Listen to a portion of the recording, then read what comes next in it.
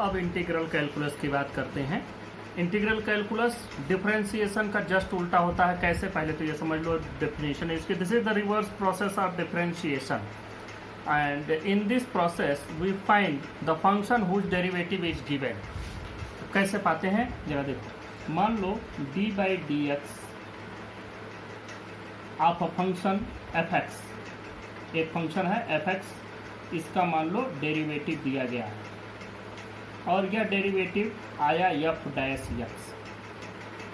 अब F dash x को अगर इंटीग्रेट करें तो हमको एफ एक्स मिल जाएगा। यही है इंटीग्रेशन।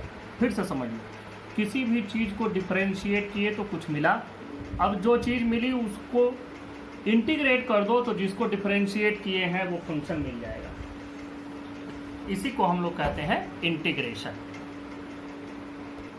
देखो डिफरेंशिएशन में हम कैसे लिखते हैं, जैसे d y by D x, इसका मतलब हम लोग क्या समझते हैं, differentiation of y with respect to x या derivative of y with respect to x, या हम ये भी कहते हैं कि the change in value of y with change in value of x, where change in x is very small and so small that it tends to be 0। कैसे लिखते हैं? लिखते हैं हम लोग delta y divided by delta x और उसमें एक कंडीशन लगा देते हैं, limit delta x tends to 0। है तो ये delta y by delta x जो हम लोग पहले से पढ़ते आ रहे हैं कि change in y by change in x, लेकिन इसमें एक कंडीशन लग गई है कि the change in x is nearly about to 0, it is so small that it tends to be 0। 0 नहीं है, 0 होना चाहता है। तो उसी तरह से इंटीग्रेशन में भी हम लोग इसको लिखते हैं। इंटीग्रेशन कैसे लिखते हैं? अब हम लोग डिफरेंशिएशन किए तो क्या हुआ, इंटीग्रेशन कर रहे हैं तो देखो क्या होगा।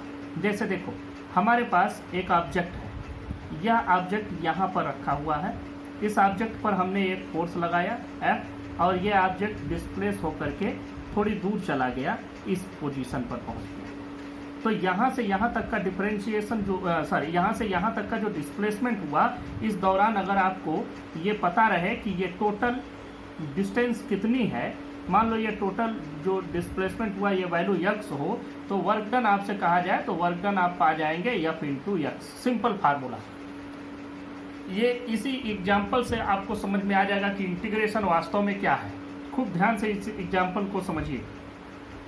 फोर्स लगाया, ऑब्जेक्ट डिस्प्लेस हुआ, कितना डिस्प्लेस हुआ, कितना फोर्स लगाया, इससे वर्क डन मिल गया जो अब तक आपने पढ़ा है। और इस चीज में हमने एक बात मान रखी है कि जब ऑब्जेक्ट पर यहाँ फोर्स लगा तो F था, पूरे रास्ते भर फोर्स F ही रहा और यहाँ पहुँचे तो भी फोर्स F ही रहा। मतलब this is the work done under a constant force. यहाँ पर फोर्स की वैल्यू चेंज नहीं हो रही है, लेकिन सिचुएशन ऐसी आ जाए कि जब हम फोर्स लगाना शुरू किए तो यहाँ से लेकर के यहाँ तक हर पॉइंट पर, हर जगह फोर्स की वैल्यू चेंज होती रहे, मतलब फोर्स की वैल्यू कॉन्टिन्यूसली चेंज हो रही है।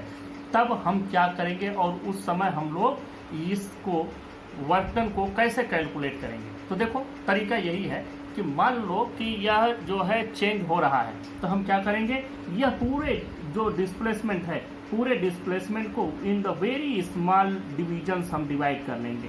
बहुत छोटे छोटे डिविजन्स में हम इसको डिवाइड कर लेंगे और इस छोटे छोटे डिविजन्स को बहुत छोटा बनाएंगे। इतना छोटा बनाएंगे कि समझो कि अगर 1 किलोमीटर की डिस्टेंस में वो डिस्प्लेसमेंट हो रहा है तो उस दौरान हम उसको मीटर में न बांटें बल्कि हम उसको सेंटीमीटर में बांटें। तो 1 किलोमीटर को सेंटीमीटर में बांटोगे तो बहुत छोटा छोटा आ गया। 1 किलोमीटर में 1000 तो मीटर ही होंगे और उसमें 1 लाख सेंटीमीटर हो जाएंगे। अब क्या हो गया, 1 लाख डिविजन्स बन गए। अब चाहे कितना भी ज़्यादा चेंज हो रहा होगा, 1 सेंटीमीटर में तो कांस्टेंट होगा। तो यहाँ बात आती है कि हम जितना छोटे से छोटा डिवीजन बना लेंगे उतना ही एक्यूरेट वैल्यू हमको मिलने लगेगी। अब इन सभी डिवीजन्स के लिए हम अलग अलग वर्क डन कैलकुलेट करेंगे। अब मान लो जो एक एक डिवीजन हमारा बन रहा है, एक डिवीजन है डेल्टा एक्स, एक डिवीजन हमारा डेल्टा एक्स। अब इस एक एक डिवीजन के लिए वर्क डन कैलकुलेट करो और सभी के लिए वर्क डन को फिर जोड़ लो, तब हमको मिल जाएगा work done due to a variable force. नहीं तो अगर वैसे आप एक फोर्स को लेकर के चलेंगे तब तो आगे जा करके वो फोर्स वेरी हो जा रहा है तो हमको वर्क डन सही नहीं मिल पाएगा। तो इसके लिए हम लोग इसको क्या करेंगे, इन वेरी स्मॉल डिविजन्स हम इसको डिवाइड कर लेंगे और उसके बाद हर एक डिवीजन के लिए वर्क डन अलग अलग कैलकुलेट करके सबको जोड़ लेंगे। तो देखो एक स्मॉल डिवीजन के लिए small work done delta W को हम कैसे लिखेंगे, एफ इंटू डेल्टा एक्स। ये समझो कि किसी 1 सेंटीमीटर या 1 मिलीमीटर के लिए आप निकाल लिए वर्क डन। अब इसी तरह से एक के लिए हुआ, दूसरे के लिए कैलकुलेट करेंगे, तीसरे के लिए कैलकुलेट करेंगे, और ऐसे ही चाहे 1 लाख डिवीजन बनाए हो चाहे 10 लाख डिवीजन बनाए हो, सबके लिए वर्क डन कैलकुलेट करके सबको जोड़ना है। लेकिन यहाँ पर हम लोगों ने एक लिमिट लगा रखी है। वो लिमिट हमारे पास क्या है कि जो ये डिवीजन है, ये डिवीजन इतना कम है कि लगभग 0 के बराबर है। बिल्कुल इस तरह की कंडीशन है। तो अगर ये डिवीजन जो हमने बनाया है, अगर सिंपल हम जैसे बात करते हैं डेल्टा एक्स की बात होती तो कोई बात नहीं थी, लेकिन ये डिवीजन जो हमने बनाए ये बहुत छोटे हैं, तो इसलिए इन छोटे डिवीजन्स पर हम लोग इसको क्या लिखेंगे, ध्यान से देखो। अगर ये बात कह दी जाए limit delta x tends to 0 और तब एफ इंटू डेल्टा एक्स कहा जाए, तो इसी चीज़ को, ये वर्क डन को तब हम लोग डी डब्ल्यू से रिप्रेजेंट करने लगेंगे और D W is equal to हो जाएगा एफ, तब हम इसको कहेंगे एफ डी एक्स। तो अगर कहीं एफ डी एक्स लिखा है या वाई डी टी लिखा है, कुछ भी लिखा है इस तरह की चीज़, जैसे मान लो वाई डी एक्स आपको लिखा गया है, वाई डी एक्स का मतलब आप क्या समझेंगे, वाई डी एक्स मीन्स हो गया कि y into delta x, where delta x is limited to G tends to 0। आप इस तरह से लिखेंगे, ऐसे कायदे से मैं लिख के दिखा दूँ। देखो y D x means limit delta x tends to 0 y into delta x, ये वैल्यू हम लोग लिखेंगे। तो ये तरीका हो गया कि कैसे हम लोग इसको लिखेंगे। अब बात आती है कि यह इतना तो हो गया, अब हम इसको इंटीग्रेशन के फॉर्म में क्या करेंगे, कैसे हम लोग पाएंगे। ये तो हो गया एक स्मॉल डिवीजन के लिए, बहुत छोटा डिवीजन हमने ले लिया जिसकी वैल्यू लगभग 0 के बराबर है। इस एक डिवीजन में वर्क डन की वैल्यू इतनी हो गई, तो टोटल वर्क डन कितना होगा। जब हम टोटल वर्क डन कैलकुलेट करेंगे कि यहाँ से लेकर के यहाँ तक के लिए टोटल वर्क डन कितना हुआ, तो उसके लिए क्या करना होगा, ये जितने भी स्मॉल डिवीजन्स में वैल्यू आ रही हैं उन सबको हमें जोड़ना होगा। तो जोड़ने के लिए हम लोग एक सिंबल यूज करते हैं, ये limit delta x tends to 0 ऐसे ही रहेगा, और हमको इसको जोड़ने के लिए एक सिंबल यूज करते हैं sigma. Sigma is the symbol, this is the summation symbol. ये समेशन सिंबल आप MS एक्सेल पढ़े होंगे कंप्यूटर में, या अपने फ़ोन में भी आप देखते होंगे समेशन का सिंबल यही मिलता है आपको, एंड्रॉइड फ़ोन हो या कहीं भी। तो this is the symbol of summation. हमको क्या सम करना है, एफ इंटू डेल्टा एक्स। और इसी चीज़ को लिखते कैसे हैं, work done is equal to, this is same similar चीज is written as f d x. इसको एफ डी एक्स लिखते हैं, work done is equal to f d x, and this is the symbol of integration. Yes जैसा बनाते हैं थोड़ा बड़ा सा, इसी को हम लोग इंटीग्रेशन सिंबल कहते हैं, एंड दिस इज इंटीग्रेशन। अब देखो डिफरेंशिएशन में हम लोगों को क्या करना था, बहुत छोटे छोटे पार्ट में डिवाइड करना था। हर एक पार्ट कितना होना चाहिए, लगभग 0 के बराबर होना चाहिए। अब वेरिएबल 4 से वर्क डन कैलकुलेट करना है, तो अब हर एक स्मॉल डिवीजन के लिए वर्क डन कैलकुलेट करेंगे। अगर इन डिवीजन्स को इतना छोटा लिया गया कि डेल्टा एक्स टेंड्स टू 0 है, कि एक डिवीजन की वैल्यू लगभग 0 के बराबर है, जैसे 1 किलोमीटर को अगर मिलीमीटर में बांट दें तो यह मिलीमीटर किलोमीटर के रेस्पेक्ट में लगभग 0 माना जा सकता है। तो ये सब के लिए हम लोग वैल्यू कैलकुलेट करेंगे, इसको लिखेंगे एफ डी एक्स की तरह से। एफ डी एक्स कहीं भी लिखा गया है तो आप समझ जाएंगे F into delta x, where delta x tends to 0। अब पूरे के लिए वैल्यू कैलकुलेट करनी है तो क्या करेंगे, यही सब कुछ रहेगा, बस यहाँ पर हम इसको सम कर देंगे। हर एक इंटरवल के लिए जो वैल्यू मिल रही है, हर एक यहाँ पर हमने जितने भी इंटरवल्स बनाए हैं, जितने भी डिवीजन्स बनाए, सभी डिवीजन्स के लिए वैल्यू को सम करना, और उस सम करने के दौरान ये कंडीशन फॉलो करना कि हर एक जो डिवीजन्स है उसकी वैल्यू लगभग 0 के बराबर है, बहुत कम है। इस चीज़ को हम लोग लिखेंगे एफ इंटू डी एक्स। तो मैं दिखाता हूँ आपको कि अगर इंटीग्रेशन दिया गया है, इंटीग्रेशन वाई डी एक्स लिखा गया है, तो आप इसका मतलब क्या समझेंगे। सबसे पहले तो यहाँ डी एक्स है, मतलब डेल्टा एक्स टेंड्स टू 0, और उसके बाद अगली चीज़ summation, summation of y delta x. ये वैल्यू आ गई। अगर मान लो ऐसे दिया गया है integration u into d t, तो क्या समझोगे, limit delta t tends to 0 और किस चीज़ की value, summation of u into delta t. u into delta t का हमको लेना, और डेल्टा टी मान लो टाइम हो, तो टाइम को बहुत स्मॉल डिविजन्स में डिवाइड किया गया हो, बहुत पार्ट में डिवाइड किया गया हो, और उसमें हर एक पार्ट के लिए u डेल्टा टी की वैल्यू को सम करना under the condition where delta T tends to 0। यही वैल्यू हो गई u डी टी। इस तरह से हम लोग इंटीग्रेशन को लिखते हैं। तो जैसे डिफरेंशिएशन का फार्मूला बना, उसी तरह से इंटीग्रेशन का भी फार्मूला बनेगा। और इस फार्मूले से बहुत बड़ी समस्या आपकी सॉल्व हो जाती है कि अगर कहीं work done under the variable force या वेरिएबल टेम्परेचर, वेरिएबल करंट, इस तरह की बहुत सारी चीज़ें मिलेंगी, वेरिएबल टाइम, बहुत जगहों पर हमको इसको यूज करने की ज़रूरत पड़ती है। और हर जगह हमको यक्स का फंक्शन अलग अलग मिलता है। यहाँ तो सिंपल डेल्टा यक्स आ गया, कहीं कुछ और कॉम्प्लेक्स फंक्शन आएगा यक्स का, यक्स स्क्वायर साइन यक्स, कुछ भी इस तरह का होगा। तो हम लोग सिंपल इसी इंटीग्रेशन से ही इस पूरे प्रोसेस को करने से बच जाएंगे। सिंपली हम लोग इंटीग्रेट कर देंगे। इंटीग्रेट करने का मतलब क्या हो गया कि स्मॉल पार्ट्स में डिवाइड करना, डिवाइड करके हर एक पार्ट के लिए अलग अलग वैल्यू कैलकुलेट करके सबको जोड़ना, और वो सिंपल चीज़ मिल जाएगी हमको इस इंटीग्रेशन से। This is the benefit of integration.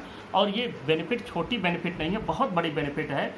और पूरा फिजिक्स आपका यही इंटीग्रेशन डिफरेंशिएशन पर डिपेंड है। तो अब हम लोग आगे बात करते हैं कि जैसे हम लोगों ने उसके फंक्शंस, उसके फार्मूले देखे, डिफरेंशिएशन के, इंटीग्रेशन के फार्मूले देखते हैं, और कुछ हम लोग इसके सॉल्व कर लेते हैं एग्जाम्पल्स। इसके पहले हम इसी में एक चीज़ और भी बता दें, छोटी सी चीज़, कि देखो मान लो यही चीज़ आपके सामने दिया गया है। इस पोजीशन को अगर कह दिया जाए इनिशियल पोजीशन, और इसको नाम दे दिया जाए यक्स आई, और इस पोजीशन को नाम दे दिया जाए, इसको मान लिया जाए फाइनल पोजीशन, इसको कहा जाए, इसको नाम दे दिया जाए यक्स यफ। अब ये डेफिनिट हो गया। डेफिनिट मतलब इसका एक डिफाइंड इंटरवल हो गया, एक डेफिनिट लिमिट हो गई कि यहाँ से शुरू यहाँ पर ख़त्म। अभी तो हमारे पास ये पता नहीं कहाँ आगे तक जाता, अब यहाँ पर एक डेफिनिट हो गया कि ये इतना ही है। तो अगर इस दौरान हमको डेफिनिट इंटीग्रेशन मिलता है तो इस चीज़ को हम लोग इसके लिमिट में लिख लेते हैं, और लिमिट ऐसे लगाते हैं एक्स आई टू एक्स आई। इसका मतलब ये हो गया कि हम इसी चीज़ को इंटीग्रेट कर रहे हैं under the limit x I to x F. Limit तो हमारी ये है ही, इसमें हमको एक मिल गया इसकी डेफिनिट बाउंड्री की, इसी बाउंड्री के अंदर यहाँ से लेकर के यहाँ तक की वैल्यू आपको कैलकुलेट करनी है। देखो डेफिनिट इंटीग्रेशन में हम लोग क्या पाते हैं। मान लो देखो, अब हम आपको बताते हैं कि जैसे ये डी बाई डी एक्स की वैल्यू, अगर D by D x of F x, ये वैल्यू आपको एफ डैश एक्स मिली, तो अगर हम इंटीग्रेशन कर दें एफ डैश एक्स का डी एक्स के रेस्पेक्ट में, तो हम लोग पा जाएंगे एफ एक्स।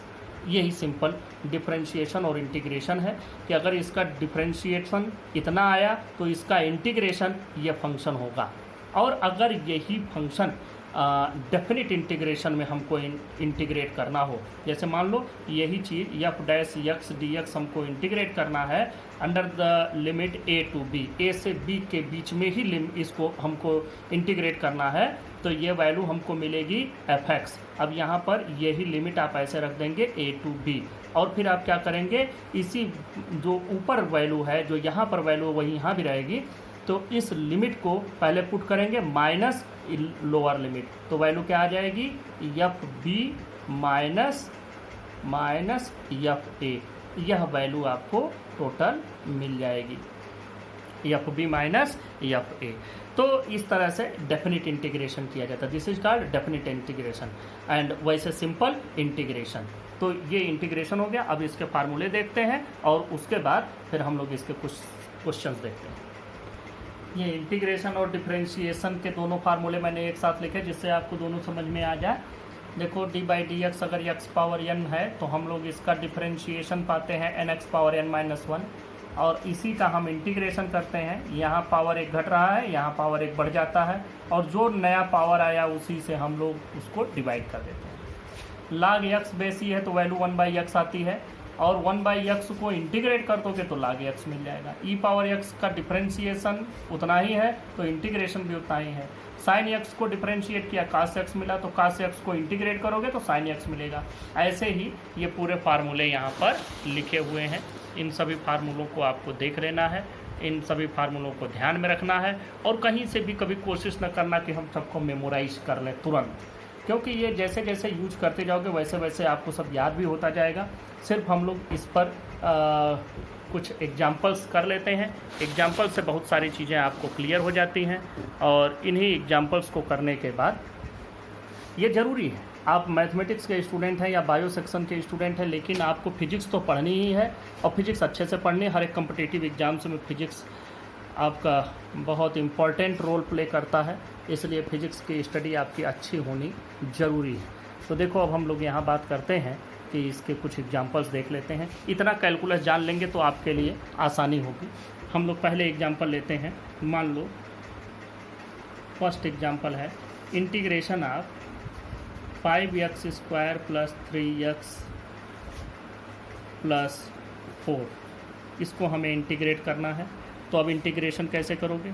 देखो इंटीग्रेशन 5 बाहर कर देंगे,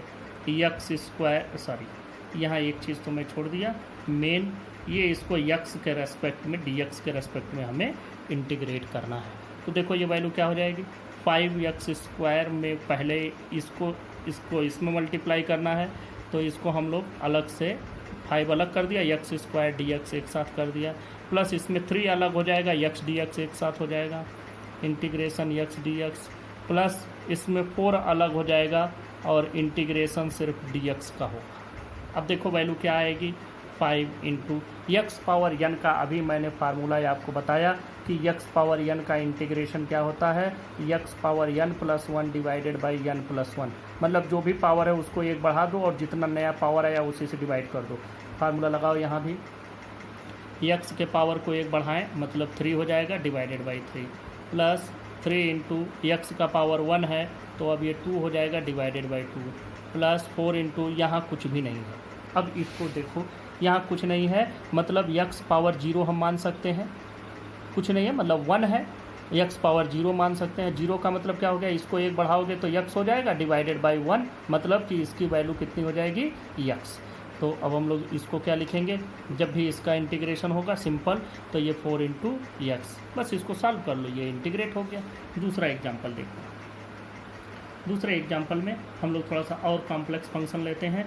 मान लो इंटीग्रेट करना है आपको x² - cos x + 1/x, इसको इंटीग्रेट करना है। तो क्या करोगे, पहले यहाँ देखो dx हम बार बार भूल रहे हैं, dx आपको लिखना ही है। अब देखो इंटीग्रेशन पहले x² dx minus integration cos x dx और प्लस इंटीग्रेशन 1/x dx।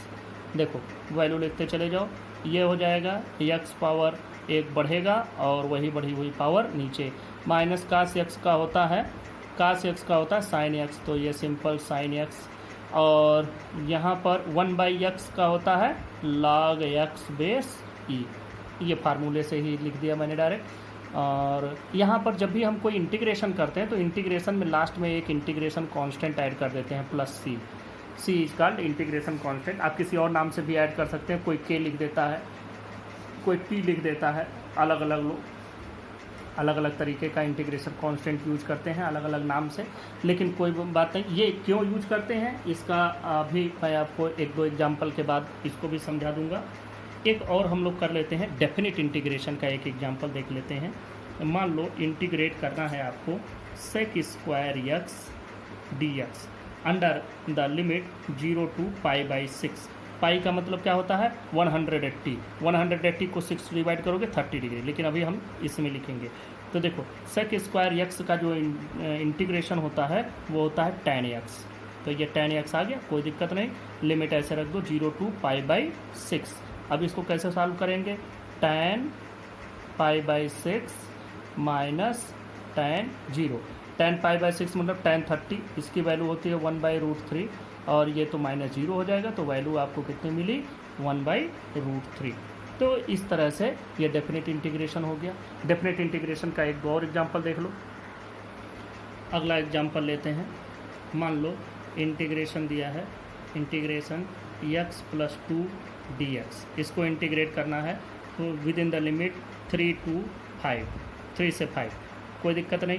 पहले आप इंटीग्रेट इसको अलग अलग कर लो, इंटीग्रेशन x dx 3 to 5 और plus 2 integration dx 3 to 5। Value देखो इसकी क्या आ जाएगी, इसकी वैल्यू आ जाएगी x स्क्वायर बाई 2 और लिमिट इसकी वैसे ही रख दो 3 to 5 और प्लस ये हो जाएगा 2 बाहर ही है, इसका इंटीग्रेशन हो जाएगा x, लिमिट वही 3 to 5। अब वैल्यू लिमिट की रख दो। देखो यहाँ पर एक बार 5 रखेंगे, 5 square by 2 minus 3 square by 2। ऐसे भी कर सकते हैं, 1/2 बाहर कर दो, सिर्फ x स्क्वायर पर वैल्यू रखो, कैसे भी करो, वो तो 1/2 कॉमन लेकर के भी कर सकते हैं। प्लस 2 यहाँ पर x की वैल्यू 5 माइनस 3, सिंपल। ये वैल्यू आपकी आ जाएगी 25/2 माइनस 9/2 प्लस 2 इंटू 2, ये वैल्यू आ गई। अब इसको सॉल्व कर लेना, it's your responsibility how to solve. तो अब ये हो गया आपका डेफिनेट इंटीग्रेशन का 1-2 एग्जाम्पल। अब हम बात करने जा रहे हैं कि why we use constant c। हम लोग सभी इंटीग्रेशन के लास्ट में एक कांस्टेंट ऐड करते हैं, why we use this constant, इस पर बात करते हैं। देखो c को प्रयोग करने का रीजन भी जो है वो भी हमको एक एग्जाम्पल से समझ में आ जाएगा। हम लोग इसके लिए 2 एग्जाम्पल सॉल्व करेंगे, उन्हीं दोनों एग्जाम्पल से ही हमको ये समझ में आ जाएगा वाई वी यूज सी। देखो मान लो हम लोग डिफ्रेंसिएशन से लेकर के चलते हैं। Let y is equal to x square plus 2x। अब इसको डिफ्रेंशिएट करो dy बाई डी एक्स, और dy बाई डी एक्स आप करेंगे तो क्या मिलेगा, dy by D x of x square plus 2 dy by D x of x। ये मैं डिफरेंशिएशन को लेकर के चल रहा हूँ। इसी के बगल में एक और एग्जाम्पल भी लिखो, y is equal to x square plus 5x plus, नहीं सिर्फ x स्क्वायर प्लस 5 लिखना। चलो इसको भी dy बाई डी एक्स निकालो, dy बाई डी एक्स का मतलब हो जाएगा dy by D x of x square plus D by D x of 5। देखो इसमें डिफरेंशिएशन इंटीग्रेशन दोनों आपका प्रैक्टिस भी हो जाएगा, एक एक एग्जाम्पल, और साथ में आप ये रीजन भी जान लेंगे। देखो इसको जब डिफरेंशिएट करोगे 2 बाहर आ जाता है, x पर पावर 1 कम हो जाता है, मतलब 2 था तो अब 1 हो गया, या 2 और dx बाई डी एक्स की वैल्यू हो जाएगी 1, तो 2 ही बचेगा। ये वैल्यू आई, इसको करो तो ये वैल्यू आ रही है, इसको एक नाम दे दो y1, इसको हमने मान लिया y1 के बराबर। इसको करोगे तो क्या हो जाएगा 2 into x power 1 plus D by D x of 5 है, कांस्टेंट है, तो इसका डिफरेंशिएशन 0, मतलब यहाँ हमको मिला 2x, इसको मान लो y2। दोनों बातें आपके समझ में आ गई। 2 अलग अलग एग्जाम्पल लिया, दोनों को पहले डिफरेंशिएट किया, जो डिफरेंशिएशन पर आया एक को हमने y1 मान लिया, एक को y2 मान लिया। ये दूसरा क्वेश्चन, ये दूसरा क्वेश्चन। अब बात है कि इसको इंटीग्रेट करें अगर हम y1 को, तो हमको ये मिल जाना चाहिए, यहाँ y2 को इंटीग्रेट करें तो हमको ये मिल जाना चाहिए। चलो इंटीग्रेट करके देखते हैं और देखते हैं मिलता भी है कि नहीं। तो पहले इंटीग्रेट करते हैं y1 को, y1 with respect to dx, तो y1 की वैल्यू रख दो 2x प्लस 2 dx। अब देखो यहाँ से इंटीग्रेट करोगे तो 2 integration x dx plus 2 integration dx, ये बात आई। अब देखो 2 और इसमें पावर 1 बढ़ जाता है, और जो नई पावर होती है वही उसमें नीचे भी डिनोमिनेटर में आ जाती है, तो x पावर हो जाएगा 2 डिवाइडेड बाई 2 प्लस 2 इंटू, यहाँ x पावर 0 है, मतलब x पावर 1 डिवाइडेड बाई 1 मतलब x आ जाएगा। ये वैल्यू आई, तो यहाँ पर 2 से 2 हो गया कैंसिल, क्या बचा x square plus 2x, last में हम एक c मान लेते हैं। यहाँ पर चलो, यहाँ पर भी हम इंटीग्रेट करते हैं, और देखो ये जो x स्क्वायर प्लस 2x आया बिल्कुल इसके बराबर हमको मिल गया, क्योंकि जो हमने इसको डिफरेंशिएट किए हुए चीज़ को इंटीग्रेट किया तो वही ओरिजिनल फंक्शन हमको मिल गया। बात अब इसकी करते हैं, y2 dx करते हैं। y2 dx का मतलब इंटीग्रेशन 2x dx, वैल्यू क्या हो जाएगी 2 integration x dx। 2 integration x का मतलब कि x पावर 1 बढ़ जाएगा और वही पावर नीचे भी आ जाएगा। ये 2 से 2 कैंसिल, क्या बचा x स्क्वायर, लास्ट में एक हमने c ऐड कर दिया। लेकिन यहाँ पर जो वैल्यू आई खाली x स्क्वायर की, ये x स्क्वायर प्लस 5 के बराबर नहीं है। यहाँ तो x square plus 2x exact पा गए, यहाँ नहीं पाए।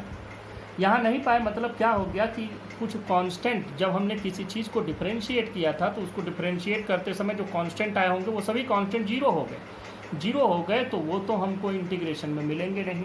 तो जो कांस्टेंट, बहुत सारे कांस्टेंट आ सकते हैं, या हो सकता है कि इसके जैसा हो कि कोई कांस्टेंट ना हो। तो दोनों ही कंडीशन में कांस्टेंट रहे हों कि नहीं रहे हों हमें पता नहीं है, क्योंकि हमें तो मिला 2x, हमें ये पता ही नहीं कि किसको डिफरेंशिएट करने पे ये हमको मिला है। तो इसलिए हम लोग जब भी इंटीग्रेट करते हैं तो लास्ट में एक कांस्टेंट ऐड कर लेते हैं।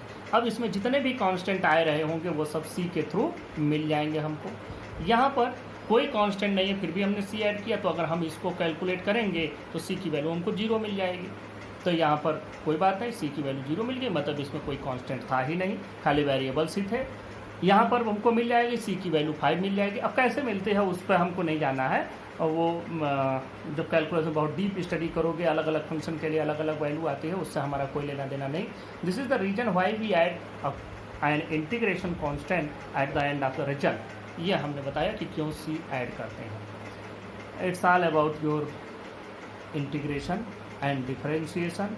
आपको ये चीज़ें पढ़ लेनी है, इसलिए कि आपके class 11th as well as for class 12 किसी भी क्लास में आप पढ़ रहे हो, मैथमेटिक्स ग्रुप के हों या बायो ग्रुप के हों, आपको ये आना ही चाहिए। क्योंकि जितने भी अच्छे राइटर्स हैं जो बुक्स लिखते हैं उनमें डिफरेंशिएशन इंटीग्रेशन के थ्रू ही सारे फार्मूले डिराइव करते हैं, और आपको नहीं पता रहेगा तो आप फंसते रहेंगे। यह ले करके बच्चे बहुत पूरा साल भर झेलते हैं। साल भर झेलने के बाद कंपटीशन की तैयारी में जाते हैं तो पहले पता चलता है यही पढ़ाया जाता है, यहीं से शुरुआत होती है। तो इसमें आपको कुछ करना नहीं है, सिर्फ आपको एक बार इसको समझ लेना है, कुछ क्वेश्चंस प्रैक्टिस कर लेना। क्वेश्चन आपको कहीं से भी मिल जाएगा।